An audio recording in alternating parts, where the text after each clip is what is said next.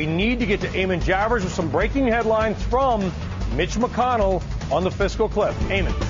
Hi, Brian. Well, we're getting a trial balloon here just within the past couple of minutes from Mitch McConnell. As you say, he's the Senate Republican leader responding now to the president's proposal of yesterday. McConnell telling the Wall Street Journal just within the past few minutes that what he'd like to see are some changes to entitlement programs. And particularly, he's floating the idea of means testing Medicare and Social Security. And what that means is that the rich would not be able to receive the same level of benefits that the poor would from those programs. That would save some money. He would also like to see some retirement age extension. Obviously, both very controversial in Democratic circles, but McConnell saying that is the price that Republicans are going to demand if they're going to talk about new tax revenue. Now, speaking of new tax revenue, we just saw President Obama in Pennsylvania at a campaign-style rally, touring a toy factory, and then making a speech. President Obama saying that this is all about the Republicans holding the country hostage on behalf of tax cuts for the rich. Take a listen to the president earlier today.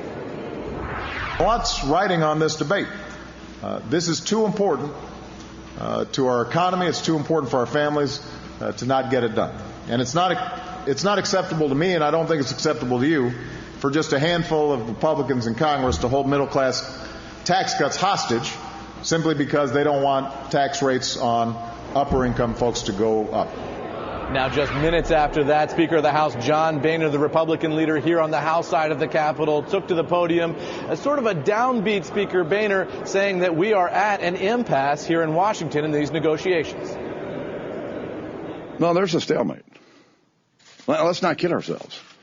I'm not trying to make this more difficult. If you've watched me over the last 3 weeks, I've been very guarded in what I have to say, because I don't want to make it harder for me or the president.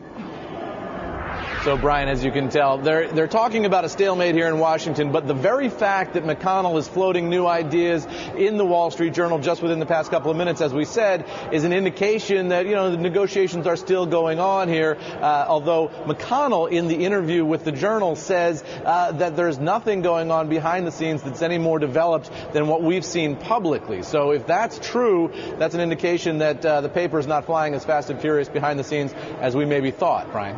Does McConnell have the backing of more members of the GOP? Is he out there by himself, or does he have the full backing?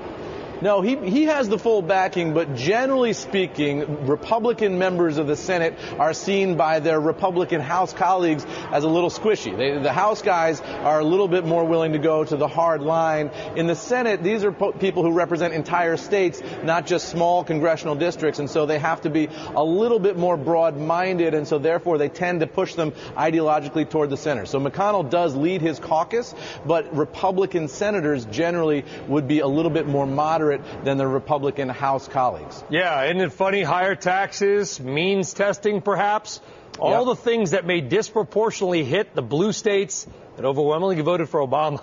Yeah, that's absolutely right. Voting for higher taxes and fewer benefits on yourself. Absolutely. And look, McConnell made the point that among his caucus, a lot of his folks, his Republican senators, represent states that the president didn't carry. So he's talking about the president going out to Pennsylvania today to try to put pressure. He says, look, that might not work with our guys. He didn't carry our states. Well, McConnell, not going to hit us? Do it. Right. Fine. Right. Eamon, thank you very much.